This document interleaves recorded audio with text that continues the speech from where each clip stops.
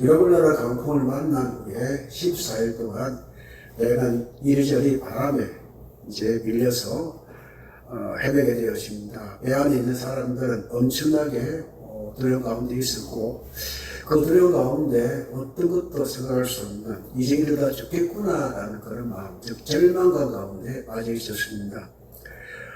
27절 말씀을 보니까 열날째 되는 날 밤에 우리가 아들이야 바다에서 이리저리 쫓겨다니다가 아마 아리테라 이 바다에서 14일간이나 쫓겨다니는, 이리 밀렸다가 저리 밀렸다가 쫓겨다니는 그런 형편이었던 것으로 보입니다.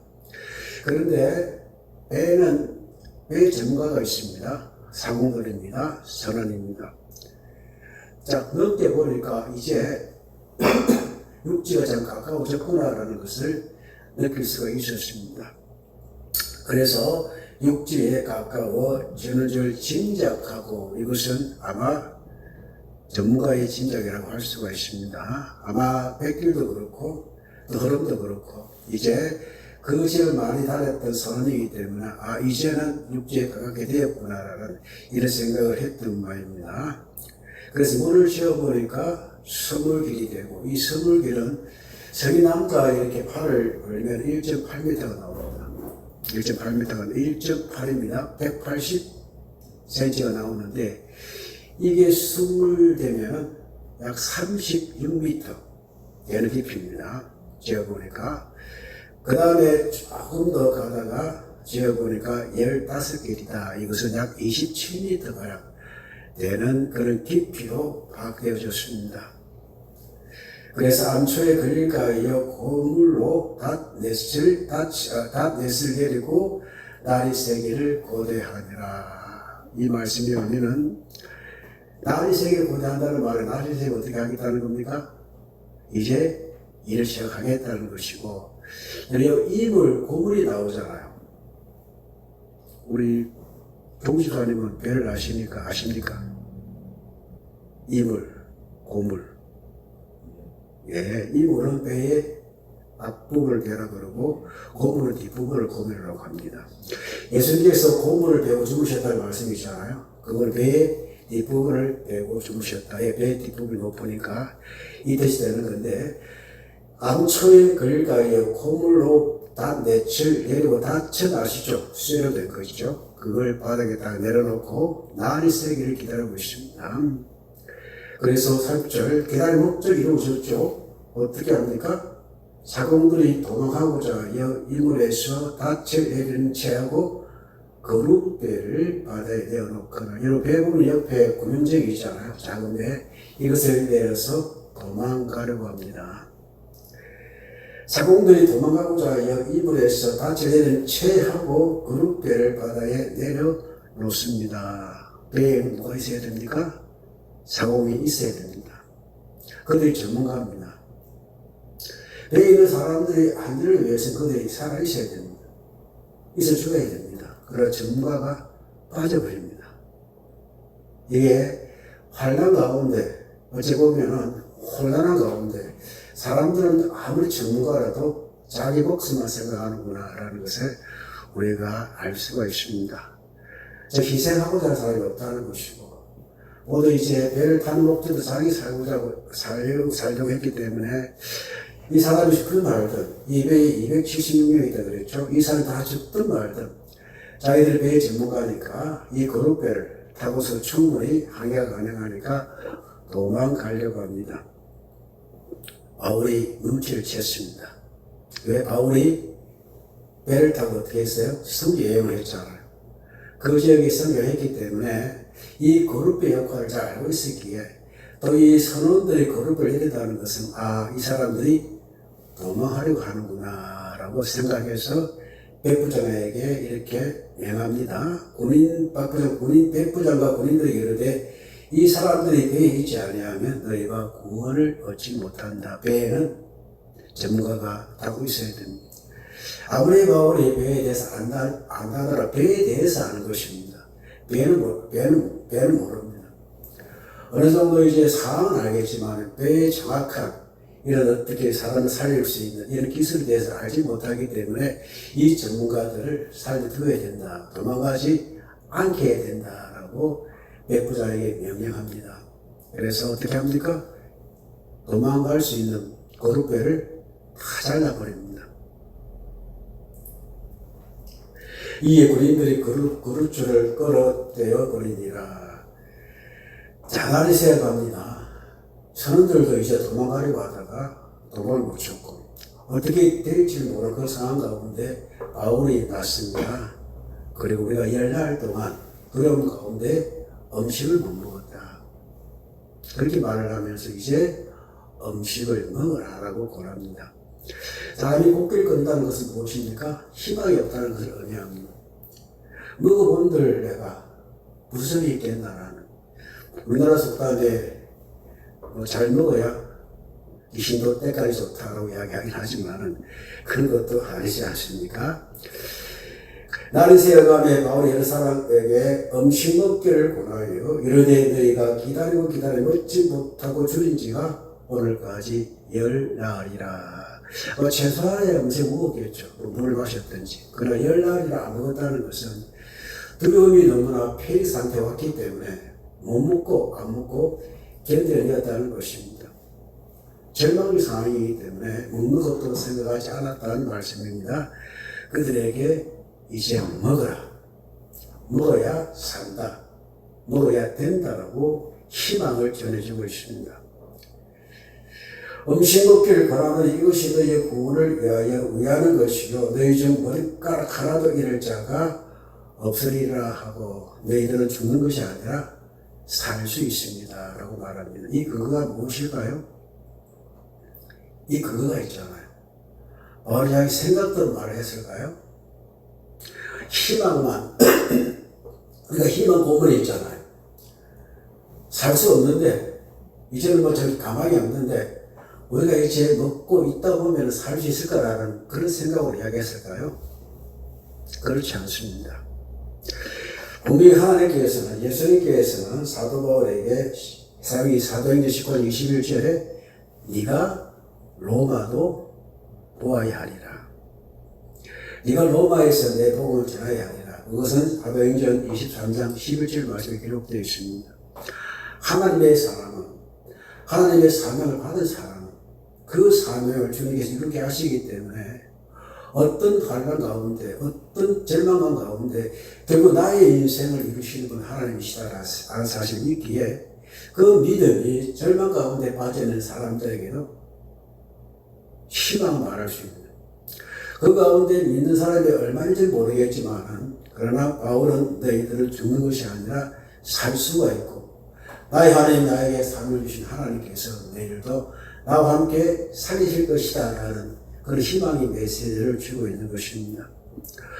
우리가 예수님을 믿습니다.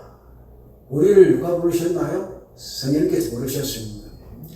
나를 하여금 목사를 부르시고 나를 하여금 장로를 부르시고 권사를 부르시고 집사를 부르셨습니다. 그냥 부르신 것이 아니라 부르신 목적이 있는 것입니다.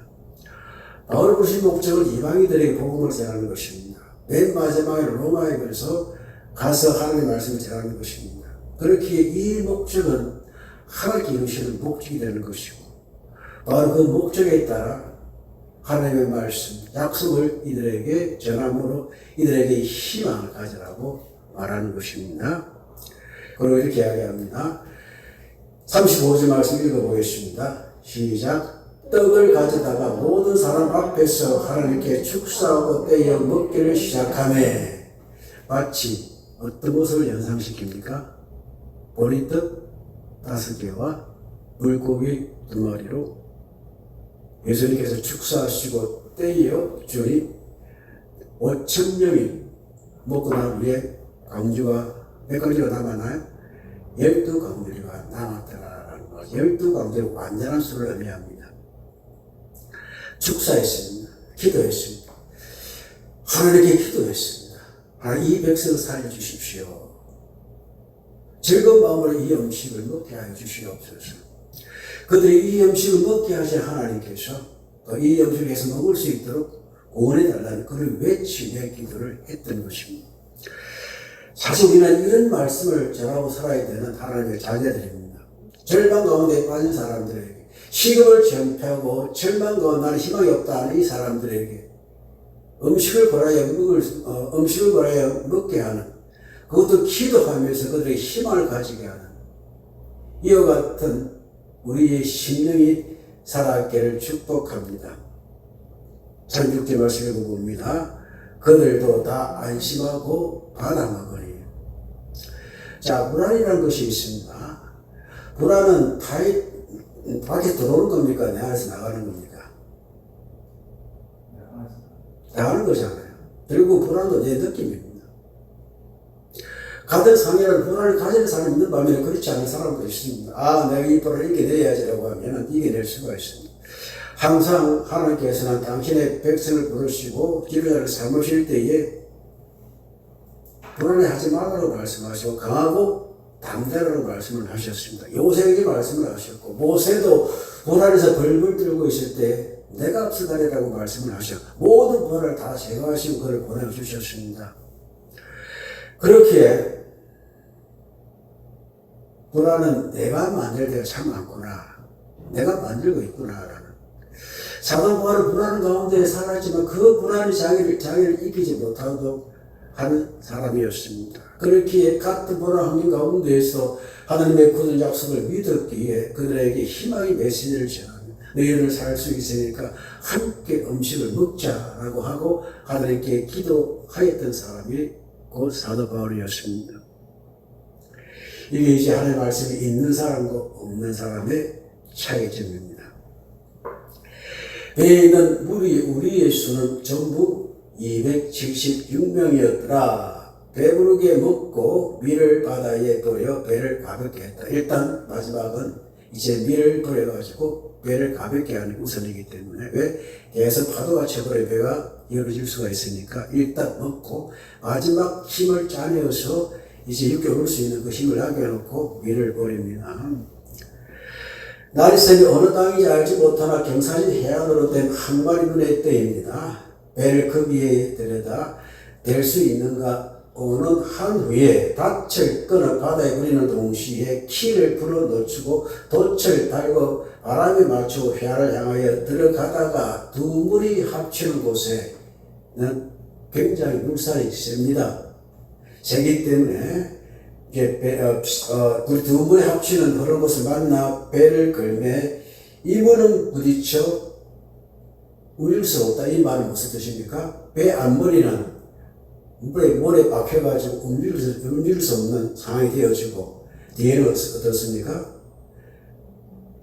붙고 고물은 큰 물길에 끼어져 간다. 앞에가 이제 그러니까 뒤에는 파도가 쳐가지고 고물이 뒤에 끼어져서 형편이 되어집니다.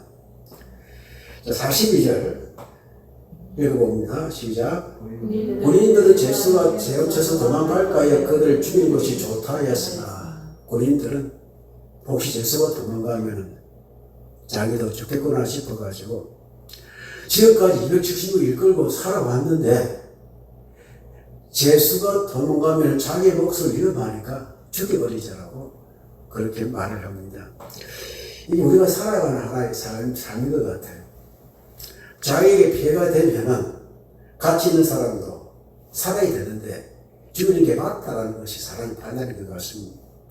처음에는 이 전문가의 선원들이 자기만 살려고 도망치려고 했습니다. 나머지 어떻게 되든 그들의 기술이 필요한데 그걸 살리는 일들을 써야 되는데 자기만을 살려고 그루에 이제 배를 타고 도망가려고 하다가 들켜서 함께 공자가 되어졌고 이제 마지막 살아날 수 있는 그 일들이 있어가지고는 어떻게 해요? 제수들이 도망갈까봐 군인들은 칼을 가지고 있습니다. 다 죽여버리자라고 말을 합니다.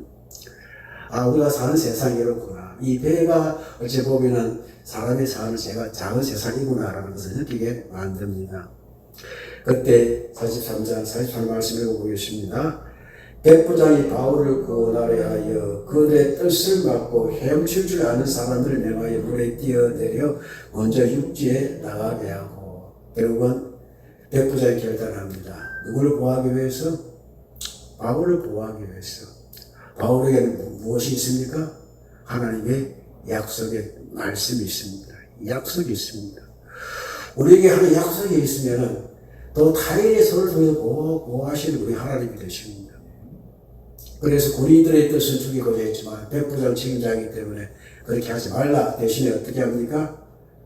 헤엄칠 수 있는 사람 뛰어내려가지고 육체를 강하게 하고, 그리고 44절 말씀 읽어봅니다. 그 남은 사람은 멸종 혹은 배 물건에 의지하여 나가게 하니 마침내 사람들이 다 상륙하여 구조되니라. 누구의 말대로 되었습니까? 바울의 말대로 되었습니다. 바울은 누구의 사람입니까? 하나님의 사람입니다. 복음의 사람입니다. 사명이 있는 사람입니다. 부름을 받은 사람입니다.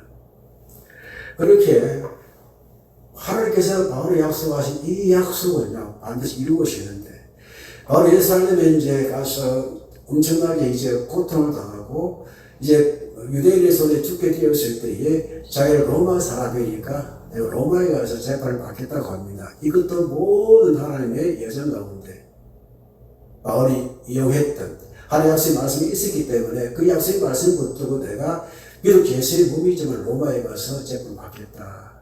이 예정 가운데 하나님께서는 이 배가 파산한 그 배 가운데에서 하나님의 살아계심을 그들에게 전하는. 자, 그렇기에 이 멜리데이셈에 들어가서 이제 여러분 28일 보실 것인데, 그곳에서 이제 그 천장이 예수를 믿게 되어지고, 그 다음에 배에 탔던 사람들이 모두 몇 명이라고요?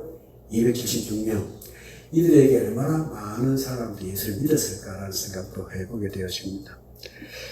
하늘의 약속의 말씀을 가진 나를 통해서 희망을 말하고, 소망을 말하고, 구원을 말하고, 영생을 말하고, 죽게 축사하며 먹어볼 인해서 살 길을 제시해주고,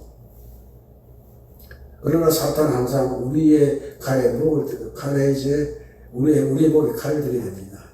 그 가운데 나를 구원할 사람도 충분히 존재한다고 있는 사실 우리는 기억해야 합니다.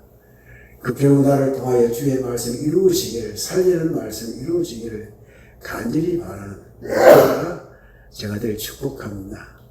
바울 한 사람, 우리 바울 같지는 않지만 바울은 특별한 은사를 가지고 사는 사람이죠. 우리는 이제 같은 어떤 맥락이 풀 수 없잖아요. 우리는 하나님의 말씀을 가진 사람이기에 바울과 같은 인생의 이런 한가한 일들이 벌어졌을 때에 희망을 말할 수 있고 소망을 말할 수 있고, 다윗의 약속이 생명의 말씀을 통하여 그들에게 살 희망을 주고 소망을 주고 또 먹는 어떤 생명의 소정만을 갖게 만들고, 또 계속적으로 희욕적으로 다가오는 이런 어떤 자기를 위하여 모든 걸 주기로 된다는 이런 생각에 반한 누가 결정을 통해가지고 모든 사람과 함께 살게 되는. 그래서 우리의 바울의 이제 삶을 통하여 하나님의 말씀이 이루어졌듯이 우리의 삶을 통해서 하나님의 말씀이 이루어지기를 주님 이름으로 축복합니다.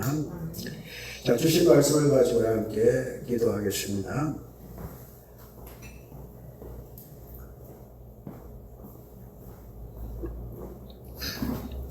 (432장입니다)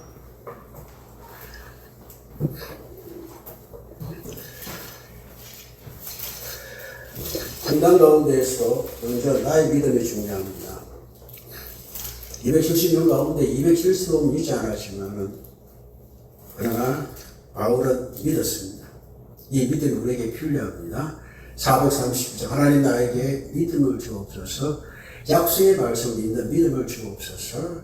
이 말씀을 나를 더 이루어 주시는 하나님의 말씀을 믿는 믿음을 가지고 살게 하여 주옵소서.